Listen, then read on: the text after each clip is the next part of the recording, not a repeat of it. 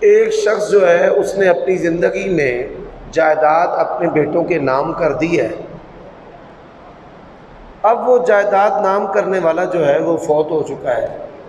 اس کی بیوی کا اس کی جائیداد میں حصہ ہے 1/8. یہ بات یاد رکھیں، باپ رجسٹریاں کر دے تو یہ نہ سمجھنا کہ یہ میرے لیے جائز اور حلال ہے کہ باپ نے مجھے دی ہے. نبی علیہ الصلوۃ والسلام کا فرمان ہے کہ کوئی اپنی چرب زبانی سے فیصلہ مجھ سے اپنے حق میں کروا لے تو یہ نہ سمجھے کہ مجھے یہ حق رسول اللہ نے دیا ہے تو جائز ہے، میں اس کے لیے آگ کا ٹکڑا جو ہے وہ کاٹ رہا ہوں. تو اسی طرح ماں کو محروم کر کے اپنے باپ کا ترکہ ہڑپ کر جانا اور اس کو 1/8 حصہ نہ دینا تو یہ آگ ہے، قیامت والے دن اس کا جواب دینا پڑے گا.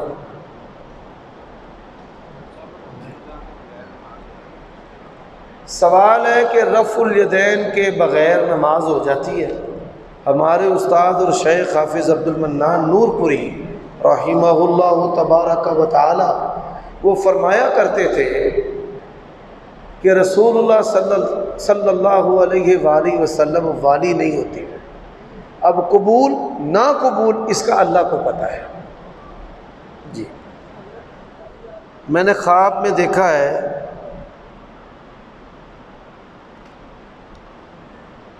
کہ میرے پاس ایک چھوٹا بچہ شر لے کر آیا ہے. یہ شر لفظ ہے؟ اچھا وہ یہ نہیں ہے، شیر لے کر آیا ہے تو میں اس سے ڈر رہا ہوں لیکن وہ شیر مجھے کچھ نہیں کہہ رہا.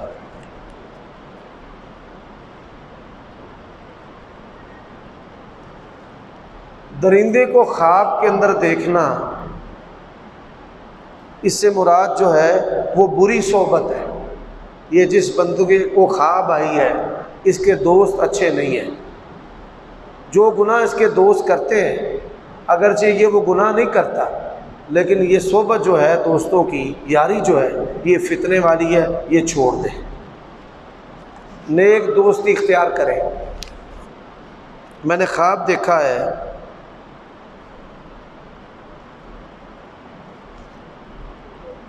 کہ خواب میں مجھے کوئی نہ کوئی وظیفہ بتایا جاتا ہے کہ یہ وظیفہ کرو تو دعا قبول ہوگی. دعا کی قبولیت کے اسباب اور شرائط نبی علیہ الصلوۃ والسلام نے ہمیں بتائے ہیں. اگر ایسا وظیفہ آپ کو کوئی خواب میں بتاتا ہے جو شرک والا نہیں ہے، بدعت والا نہیں ہے، اس میں ناجائز کلمات نہیں ہیں تو آپ اس کو پڑھ سکتے ہیں، جائز اور درست ہے. خواب کے اندر گاڑی جو ہے ایک دم رکتی ہے تو بیوی ڈر جاتی ہے، پھر بکرا جو ہے وہ گاڑی سے ٹکراتا ہے. دونوں دفعہ گاڑی چلانے والا جو ہے وہ کہتا ہے کہ بچت ہو گئی ہے. میاں بیوی دونوں ہم مزاج نہیں ہیں. خواب آنے والے کی کھٹ پٹ رہتی ہے اپنے خامند کے ساتھ. اگر خامند فوت ہو چکا ہے، میاں بیوی کی لڑائی کے بعض فتنے مرنے کے بعد بھی رہتے ہیں اور یہ وہ فتنے ہیں. یہ بات یاد رکھیں. مثال کے طور پہ بیوی اپنے بچوں کو باپ کے خلاف کر دیتی ہے. اب باپ مر گیا تو مرنے کے بعد بھی اولاد جو ہے وہ اپنے باپ کو اچھے الفاظ سے یاد نہیں کرتی، نہ ہی اس کے لیے دعائے بخشش اور مغفرت کرتی ہے. سبحان اللہ. جو وبائیں ہوتی ہیں، وبائیں وہ کوڑ کی ہو، وہ کرونا کی ہو، یہ آزمائش ہے اور ایک طرف سے آزمائش نہیں بلکہ یہ دوہری آزمائش ہوتی ہیں. جن لوگوں کو اللہ تعالیٰ نے کرونا کی آفت سے محفوظ رکھا ہے تو وہ ہم سے شکایت کرتے ہیں کہ آپ لوگ جو ہیں وہ کمزور ایمان ہیں، کیوں نہیں کافروں کے مقابلہ میں آپ اٹھ کھڑے ہوئے اور آپ نے لوگوں کو اس فتنہ کے بارے میں آگاہی کیوں نہیں دی. جیسے آپ فرما رہے ہیں اللہ تعالیٰ نے آپ کو اس آفت سے عافیت عطا کی ہے، لیکن بڑے سارے جو لوگ ہیں وہ اس آفت کی لپیٹ میں آئے اور ان کے پیارے اور عزیز دنیا سے چلے گئے۔ بڑے بڑے علماء جیسے جامعہ سلفیہ کے شیخ الحدیث ہیں ہمارے یونس بٹ صاحب، وہ کرونا سے شہید ہوئے ہیں۔ بڑے بڑے علماء دنیا سے گئے ہیں۔ تو وہ جو متاثرین ہیں وہ بھی ہمیں کہتے ہیں مولویوں تسی بڑے غلط ہو، آپ لوگوں کو اس کے بارے میں خبردار کیوں نہیں کرتے؟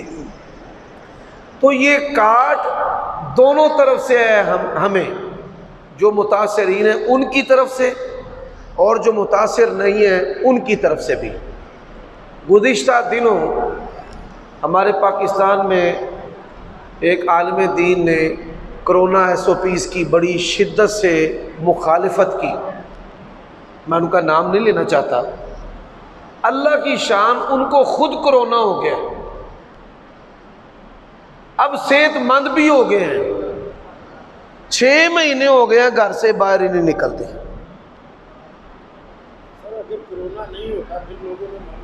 نہیں ایسا نہیں ہے، سبحان اللہ۔ دیکھیں علماء جو ہیں وہ پیش آمدہ حالات میں اجتہاد کرتے ہیں، اور اگر غلط اجتہاد بھی ہو تو اللہ تعالیٰ ایک اجر ضرور عالم دین کو عطا کرتا ہے۔ ایک کے پیش نظر مسجد کی حرمت ہے کہ مسجد کی آبادی، مسجد آباد ہو، اور ایک عالم دین کہتا ہے کہ مسلمان کا خون مسجد سے بھی زیادہ حرمت والا ہے۔ اللہ تعالیٰ آپ کو اپنی پناہ میں رکھے اور آپ کا ایمان اسی طرح مضبوط رکھے۔ تو یہ فتنہ ہے، آزمائش ہے، اور یہ دونوں طرف سے آزمائش ہے، جو بچے ہوئے ہیں ان کی طرف سے بھی اور جو پکڑے گئے ہیں ان کی طرف سے بھی۔ اب جو اس میں شدت اختیار کرتا ہے، مثال جن علماء نے SOPs پہ عمل کروایا بڑی شدت سے، وہ اللہ کی شان ہے، ادھر ایک بھی کرونے والا نہیں نکلا۔ اور جن علماء نے SOPs اس کی نفی کی ہے کہ نہیں ہم نے ساتھ ساتھ مل کے کھڑے ہونا ہے، کرونا نے تباہی مچا کر رکھ دی ہے۔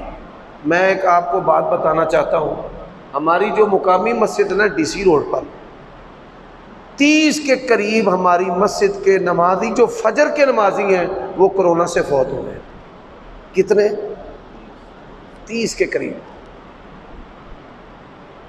میں نے ان کے جنازے پڑھے ہیں۔ تو یہ آفت ہے، وبا ہے، یہ آزمائش ہے، اور اس آزمائش میں علماء کا اجتہاد دو طرفہ ہے، SOPs والا بھی اور بغیر SOPs کے بھی۔ تو میں یہ سمجھتا ہوں اس پر سختی نہیں کرنی چاہیے۔ آپ دیکھیں پوری دنیا میں کئی صدیوں کے بعد یہ ایسی وبا آئی ہے کہ جس کے ساتھ سب سے زیادہ لوگ جو ہیں وہ ہلاک ہوئے ہیں، سب سے زیادہ۔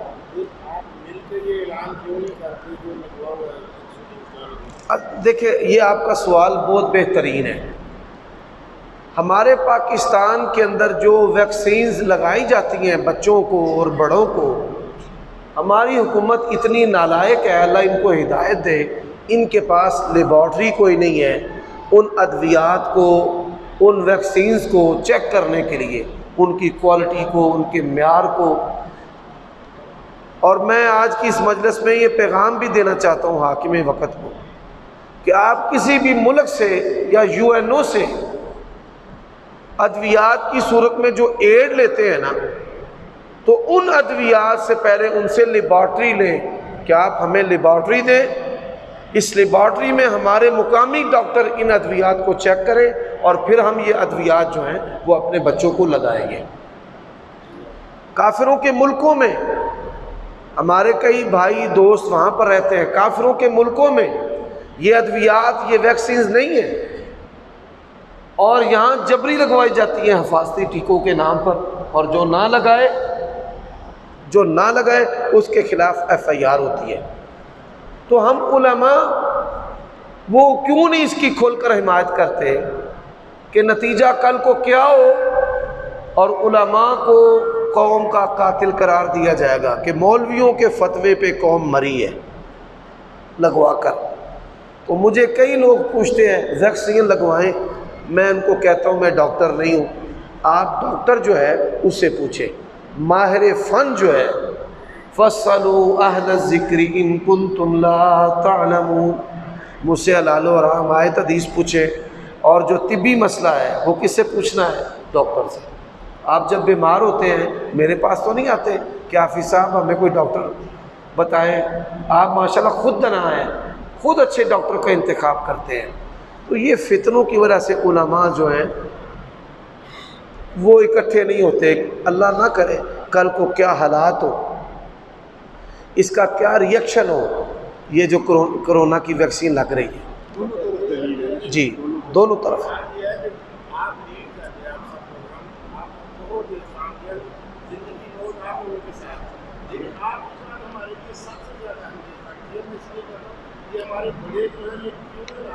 اللہ تعالیٰ اصل میں یہ جو پاکستان کے اندر ہے یہ کام ہوتا ہے حاکم وقت کا، اور حاکم وقت کے مشیر ہوتے ہیں علماء۔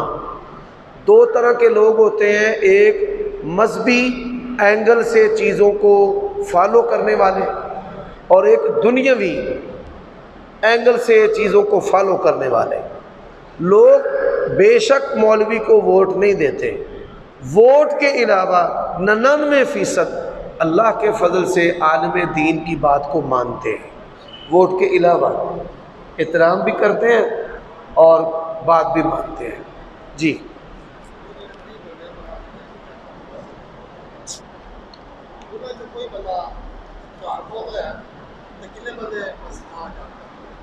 کئی لوگ تو ماسٹر نذیر صاحب ریٹائرڈ اسکول ٹیچر ہیں، وہ فوت ہوئے ہیں گھر میں ہی، ان کا بیٹا بھی، وہ تو خوف سے گئے ہی نہیں کہ اسپتالوں میں انہوں نے ہمیں مار دینا زہر کے ٹیکے لگا کر، ٹھیک ہے، اور ان میں کئی جو ہیں وہ ہسپتالوں میں بھی فوت ہوئے ہیں، کئی جو لوگ ہیں وہ ہسپتالوں میں بھی نہیں۔ اللہ جی میں بتاتا ہوں، میری والدہ کو خود کرونا ہوا تھا اور کرونا کی وجہ سے ان کو ہارٹ اٹیک ہو گیا تھا، 80% دل بند ہو گیا تھا، تو الحمدللہ وہ بھی واپس آئی، نہیں ہسپتال سے، سول ہسپتال میں ہم نے ان کو داخل کروایا ہے۔ یہ خوف بھی مصنوعی اور جھوٹا خوف تھا، مصنوعی اور جھوٹا خوف ہے۔ ہمارے اس ادارے کے جو سربراہ تھے شیخ عزیر صاحب، وہ فوت ہوئے ہیں ہسپتال میں۔ کئی لوگ میرے ایک مقتدی ہیں عامر مجید صاحب، مغل فیملی سے ان کا تعلق ہے، DC روڈ پر، وہ ہسپتال سے صحت یاب ہو کر واپس آئے ہیں۔ بڑے سارے لوگ میری خود والدہ ہسپتال سے کرونا سے صحت یاب ہو کر واپس آئے ہیں۔ ہاں یہ بھائی کہہ رہے ہیں کہ یہ ہمارے دوست ہیں جو وینٹیلیٹر سے واپس آئے ہیں۔ بیرون ملک کافروں کے ملکوں میں، یورپ میں، ایک مسلمان لڑکا ایک عیسائی کتابی عورت سے نکاح کرتا ہے، اور نکاح جو ہے وہ کورٹ میں ہوتا ہے، مجسٹریٹ نکاح پڑھاتا ہے، یہ نکاح شرعاً درست ہے۔ اگر کافر بھی ہمارے معاشرے میں مولوی کی جگہ پر اگر کوئی کافر بھی نکاح پڑھائے گا، گواہ ہو، ولی کی رضامندی ہو، ایجاب و قبول کوئی کافر بھی کروا دیتا ہے تو نکاح ہو جائے گا۔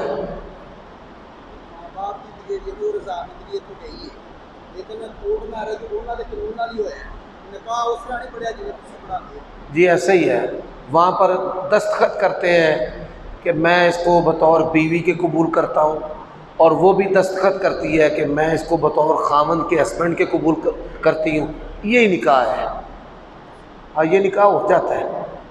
اگر لڑکا اب جو گونگا ہے وہ تو نہیں کہتا قبول ہے، وہ تو اشارہ کرتا ہے۔ میں نے ایک گونگے کا نکاح پڑھایا تو میں نے کہا قبول ہے، تو وہ دونوں آتے دل و جان سے قبول ہے۔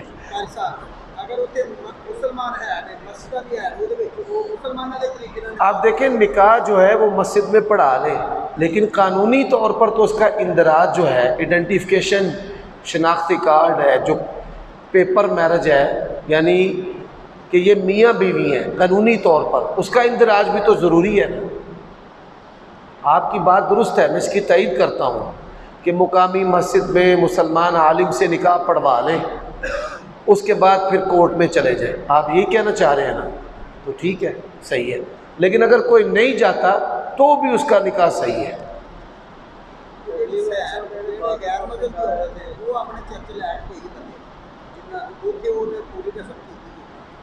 معافی دے دے اس کو، کوئی بات نہیں، نکاح ہو جائے گا۔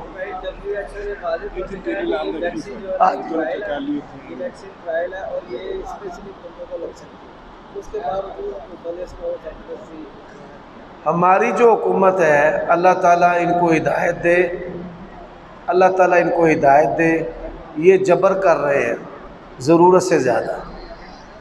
امیون حالانکہ کیا ہونا چاہیے کہ امیون سسٹم جو ہے اس کا ٹیسٹ ہو، جس کا امیون سسٹم سٹرونگ ہے اس کو آپ نہ لگائیں، جس کا امیون سسٹم ویک ہے، یہ بیسک چیز ہوتی ہے نا کہ مدافعتی جو نظام ہے وہ اگر مضبوط ہے تو کرونا جو ویکسین ہے اس کی ضرورت نہیں، اور اگر مدافعتی نظام کمزور ہے تو ٹھیک ہے آپ ویکسین لگوائیں۔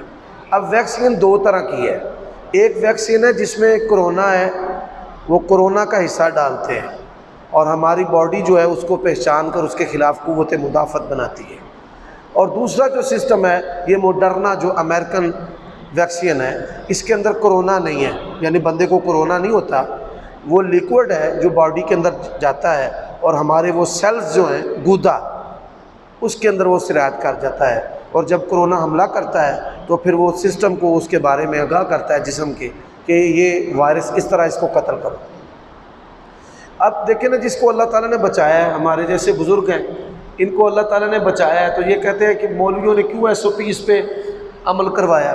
اب یہ ڈاکٹر صاحب بیٹھے ہیں، ڈاکٹر اسلان صاحب آپ ادھر آئیں ذرا، اب میری نظر پڑی ہے، یہ نا میڈیسن ماشاءاللہ جو ادویات بنانے کا فن ہے نا، اس میں یہ PhD کر رہے ہیں اللہ کے فضل سے، MPhil کی ہے، اور وزیر آباد جو دل کا ہاسپٹل ہے وہاں ہے۔ تو ڈاکٹر صاحب بتائیں کرونا سے کتنے بندوں کی ہلاکت ہے؟ 50 لاکھ تو کم از کم 50 لاکھ دنیا میں افراد کرونا کی وجہ سے۔ حافظ صدیق صاحب بیٹھے ہیں، ڈاکٹراں دے بڑے یار پہ، کیوں جی ڈاکٹر صاحب؟ ہاں نہیں، آپ کے مشاہدے میں آیا ہے کوئی بندوں کی ہلاکت؟ جو باتیں آپ نے کی ہیں وہ ساری مشاہدے میں آئی ہیں، ہلاکتیں بھی ہیں، واپس بھی آئے ہیں، ٹھیک ہو گئے ہیں۔ پچھلے 15-20 دن سے دوبارہ ایک لہر آئی اور بڑی شدید آئی ہے۔ ڈیلٹا یہ جو لہر آئی ہے نا اس وقت، جو آپ کے بچے ہیں نا، بچے متاثر ہو رہے ہیں، پیٹ میں درد ہونا، گلے کا انفیکشن، پیٹ کا انفیکشن، یہ اس لہر کا رد عمل ہے جو معاشرے میں بچوں کے اوپر نظر آ رہا ہے۔ اللہ تعالیٰ محفوظ رکھے، اللہ تعالیٰ ہر فتنہ سے محفوظ رکھے۔ یہ شیشہ پینا اور لوگ شیشہ پیتے ہیں، یہ حکام کہہ رہا ہے، یہ کیا جائز ہے؟ یہ جو آئس کا نشہ ہے نا، شیشہ پینا، جس کو ہمارے ہاں شیشہ پینا کہتے ہیں، یہ نشہ ہے اور یہ حرام ہے، جس طرح ہیروین حرام ہے، گردہ حرام ہے، شراب حرام ہے۔ اس کی حرمت شراب کی حرمت کی طرح ہے۔ نشے کی دو قسمیں ہیں، ایک وہ کہ جس کے کرنے سے عقل زائل ہوتی ہے جیسے شراب ہے، اور ایک وہ کہ جس کے نہ کرنے سے عقل زائل ہوتی ہے۔ یہ جو آئس ہے، جو اس کا عادی ہے، وہ اگر اس کو نہ وقت مقررہ پر پیے گا تو اس کو بخار محسوس ہوگا، جسم بے جان محسوس ہوگا، تو یہ نشہ ہے، اس سے بچنا چاہیے۔ اور یہ نشہ جو ہے یہ انسان کے سیکس پہ اثر کرتا ہے، اس کو اللہ تعالیٰ معاف کرے جنسی بے راہ روی پر چلا دیتا ہے، اس کا شکار کرتا ہے۔ تو یہ بیچنا کیا ہے؟ حرام ہے، یہ شراب کے بیچنے کی طرح ہے، یہ بڑی موذی چیز ہے۔ آئس نشہ نہیں بیچنا چاہیے، نہیں خریدنا چاہیے، اور اس کے جو آلات ہیں وہ بھی نہیں بیچنے چاہیے۔ ایک بندہ کہتا ہے میں تو نہیں بیچتا، میں تو شیشے کی حکی بیچتا ہوں، نہیں بیچنا بھائی۔ ہاں جی جی ایک جی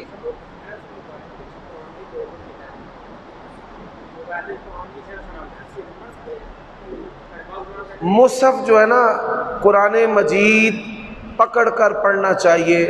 کوشش کریں حت الوسع کے موبائل سے آپ قرآن کی تلاوت نہ کریں۔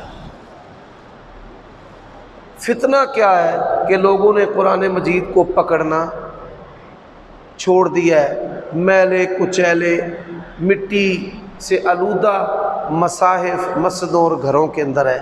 اللہ تعالیٰ ہمیں محفوظ فرمائے۔ تو آپ حت الوسع کوشش کریں مصحف سے قرآن مجید کو تلاوت کرنے کی۔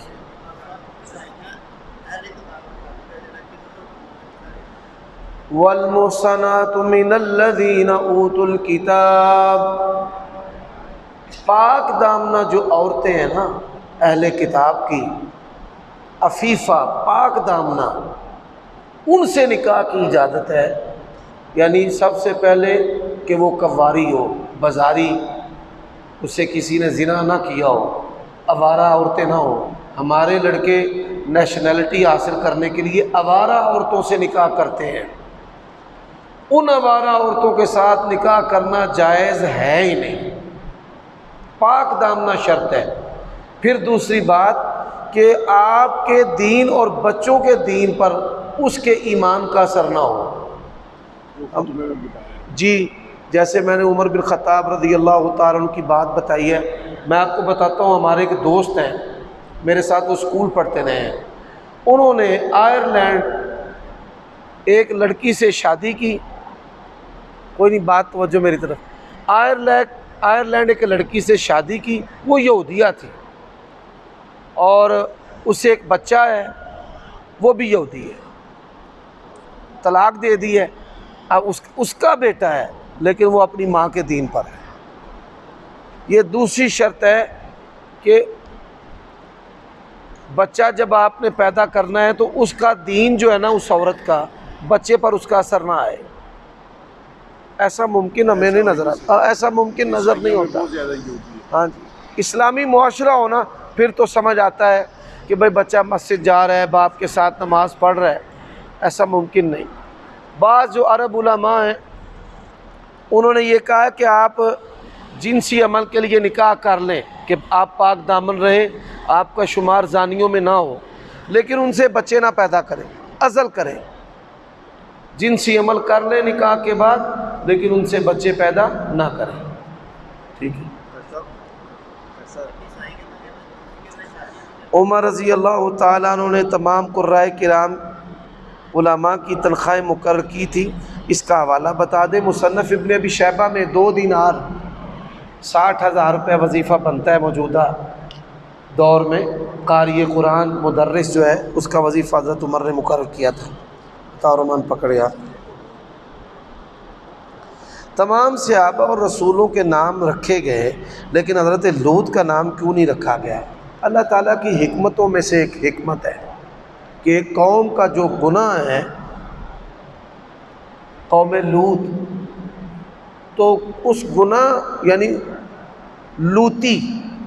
لوطی سے مراد قوم لوط کا، تو اس گناہ کی نسبت سے اسلاف میں کئی ایسے آئمہ محدثین گزرے ہیں کہ ان کا نام لوط تھا۔ اسلامی معاشرہ ہے تو لوگوں نے نام رکھے ہیں۔ نوح جو ہے بہت کم نام رکھا گیا ہے، اسی طرح جو لوط ہے یہ اس سے بھی کم نام رکھا گیا ہے۔ رکھنا جو ہے جائز ہے، شرط یہ ہے کہ پاکیزہ معاشرہ ہو، لوگوں کے ذہن جو ہیں وہ پراہ گندے نہ ہوں۔ یہاں پہ لوگ نبیوں کے نام بگاڑ لیتے ہیں، نبی علیہ السلام کے نام جو ہے وہ بگاڑ لیتے ہیں۔ محمد علی ہے تو کہیں گے منا، ایسی عجیب بات ہے۔ تو اس خطرے اور خدشے کی وجہ سے نام نہیں رکھا گیا۔ صرف ہم نے نہیں رکھا، صحابہ کرام میں بھی ایسے ہی تھا، بعض چیزیں ان کو نبی علیہ السلام کی موجودگی میں ترک کر دیا گیا، یعنی رسول اللہ صلی اللہ علیہ وسلم کے ہوتے، صحابہ کے ہوتے نام لوط نہیں رکھا گیا. اگر رکھنا ضروری ہوتا تو رسول اللہ کہتے، صحابہ کرام کہتے کہ بچوں کے نام جو ہیں وہ لوط رکھو. اسی طرح ہمارے بعض علماء جو ہیں وہ یزید کی حمایت میں کہتے ہیں بھئی بچوں کا نام یزید رکھو. تو میں نے ایک تقریر میں کہا کہ جو لوگ اس کی محبت میں کہتے ہیں بھئی یزید نام رکھیں، تو وہ اپنے بچوں کا نبیوں کی محبت میں لوط نام کیوں نہیں رکھتے؟ تو اس طرح بعض ایسی چیزیں جو سلف صالحین نے چھوڑی ہیں، اللہ کے نبی کے دور میں نہیں تھی، آپ اس کو چھوڑ دیں. ہمارے شہر کے ایک عالم تھے، بڑے جذباتی مذہبی آدمی تھا، اس نے اپنے بیٹے کا نام لوط رکھا، لیکن وہ بڑا متشدد قسم کا تھا.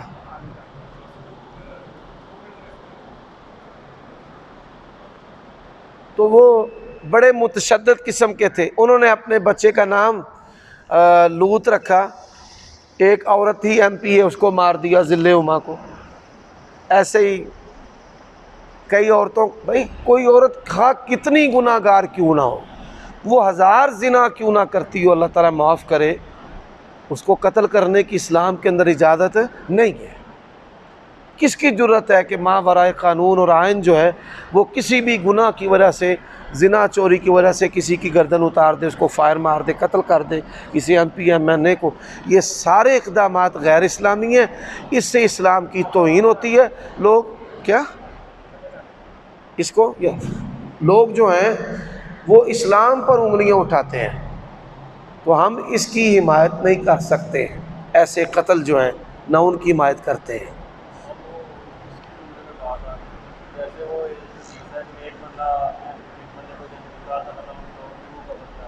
جی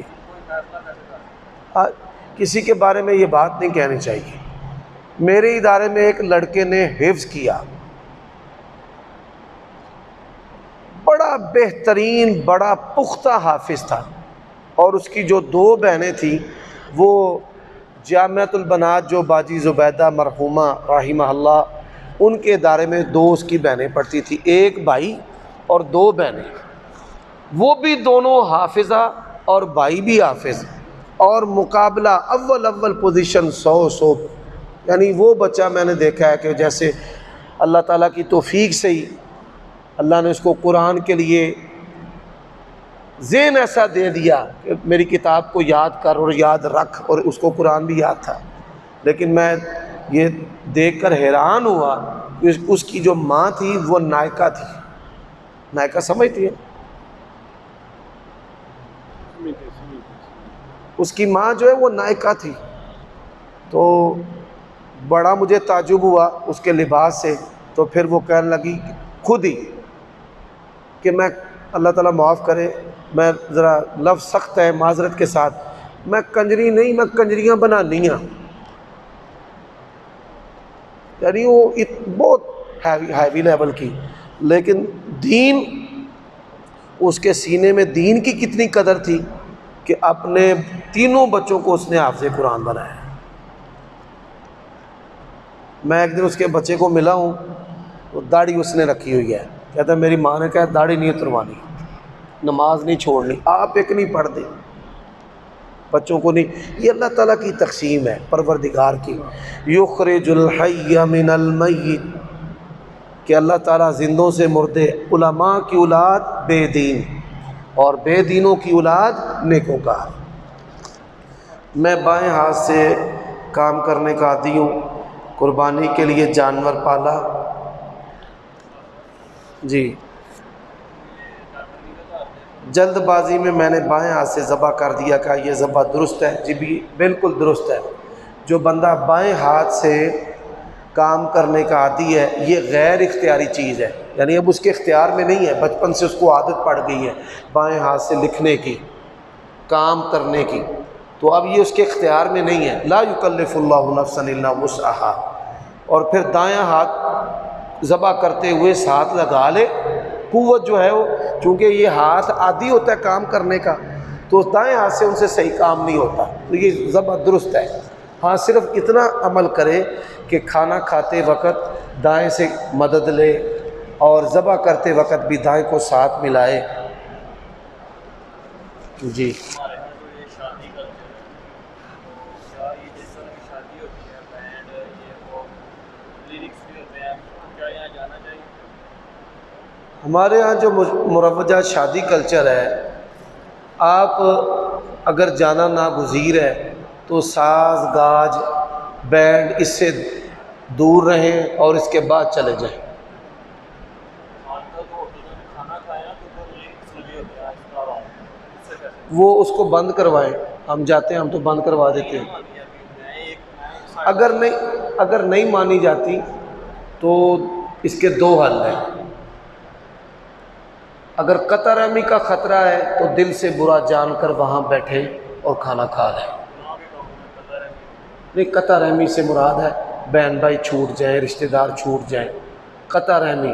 اور دوسرا، اگر قطع رحمی کا خطرہ نہیں تو خاموشی سے چلے جائیں۔ کہتے ہیں کہ گناہ میں قطع رحمی ہوتی ہے۔ نہیں، ایسا نہیں ہے، ایک بات یاد رکھیں،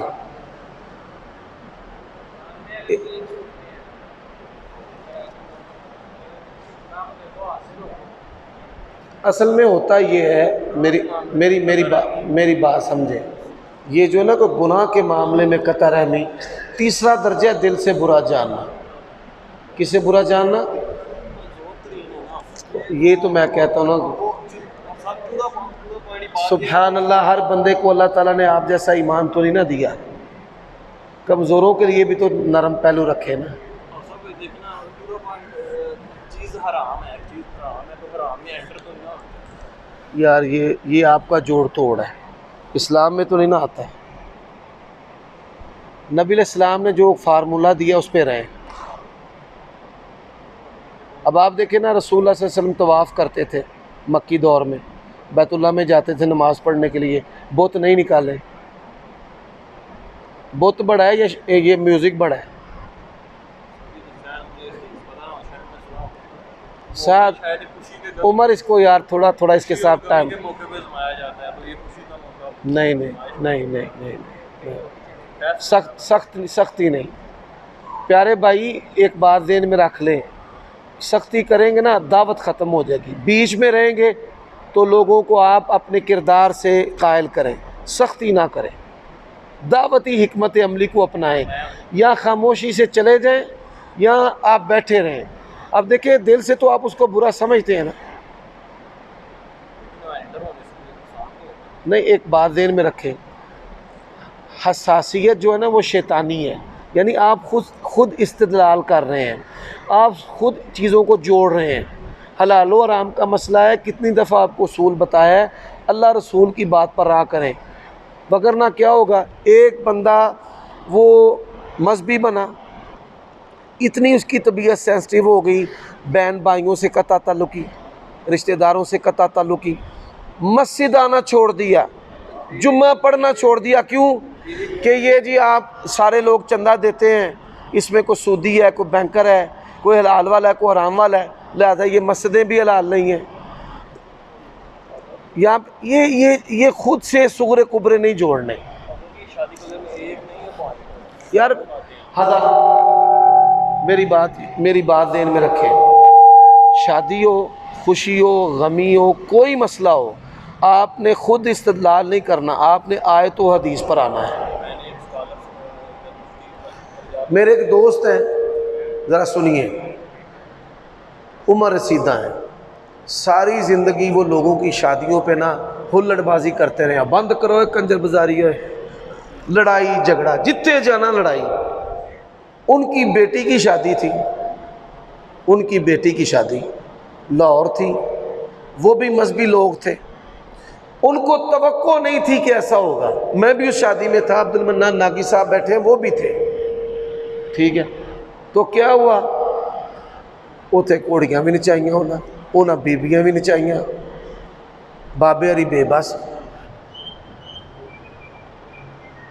ہم یہی کہتے ہیں سبحان اللہ، یا آپ حکمت عملی سے خاموشی سے چلے جائیں، لڑائی جھگڑا نہ بنائیں۔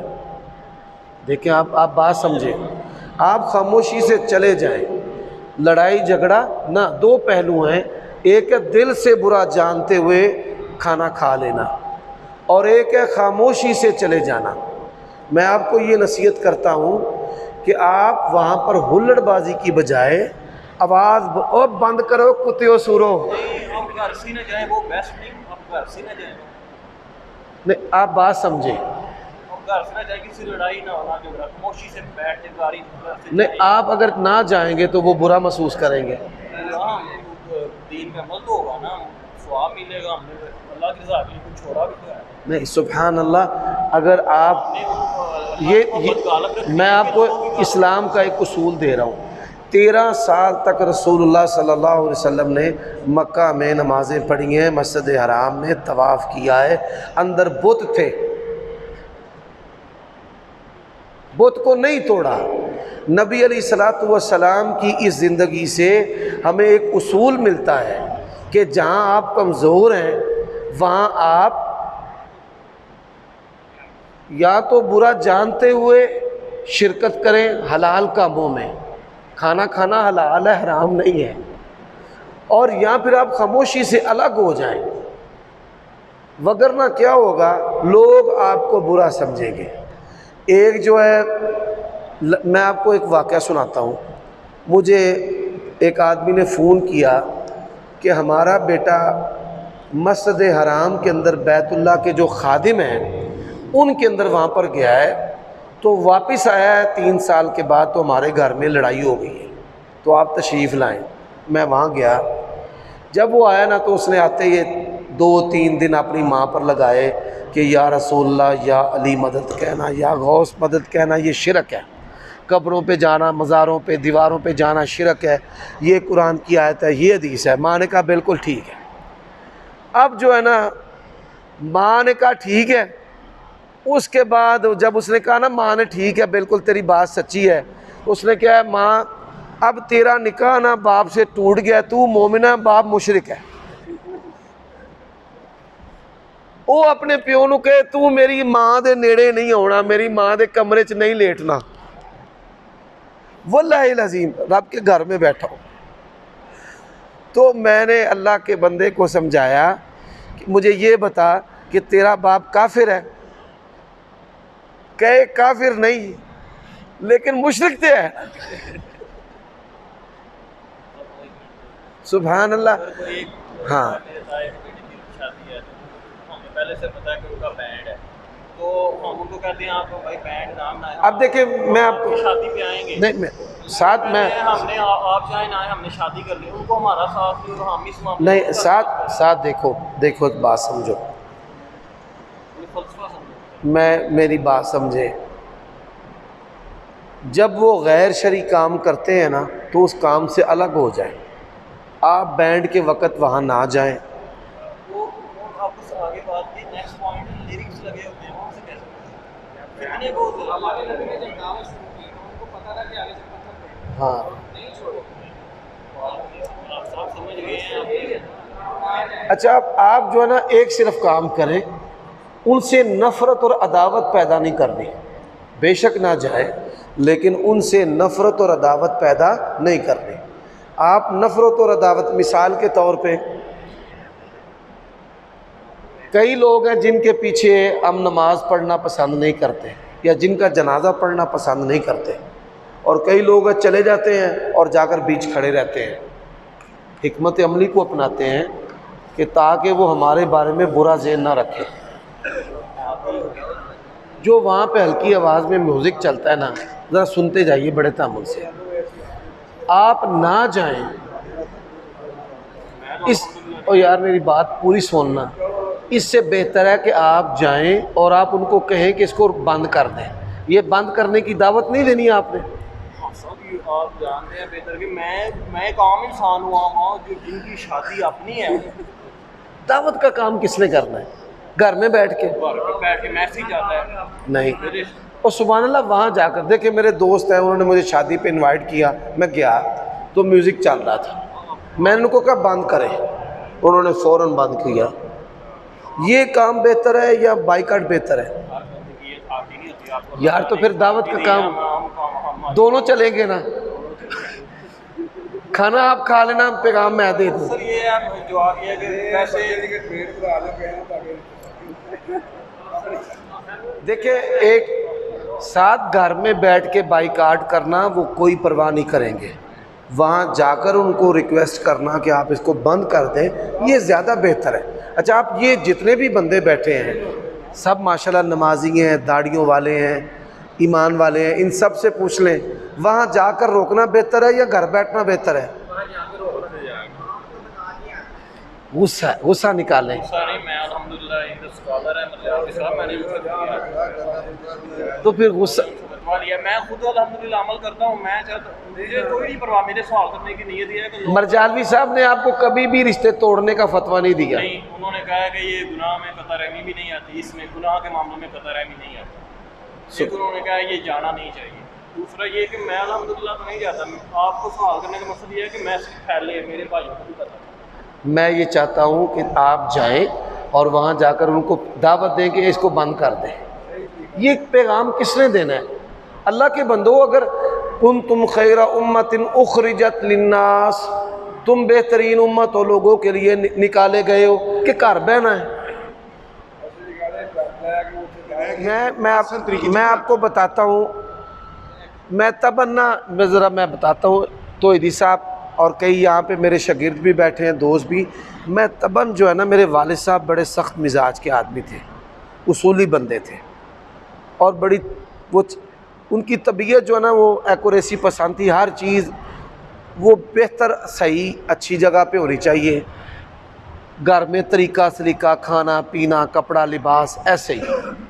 میری طبیعت میں بھی ذرا سختی تھی اور میں شادیوں میں نہیں جاتا تھا، میری جو قبیلداری ہے بہت بڑی قبیلداری ہے۔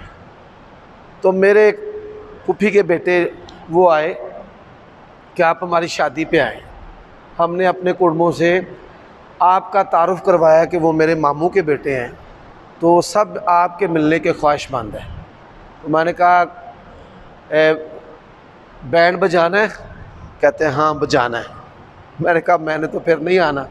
کہتے ہیں اگر آپ آئیں نا تو ہم بینڈ نہیں بجائیں گے، آپ سے وعدہ ہے، پیسے دیے ہیں بینڈ والے کو لیکن نہیں بجائیں گے، ذرا سنتے جائیں۔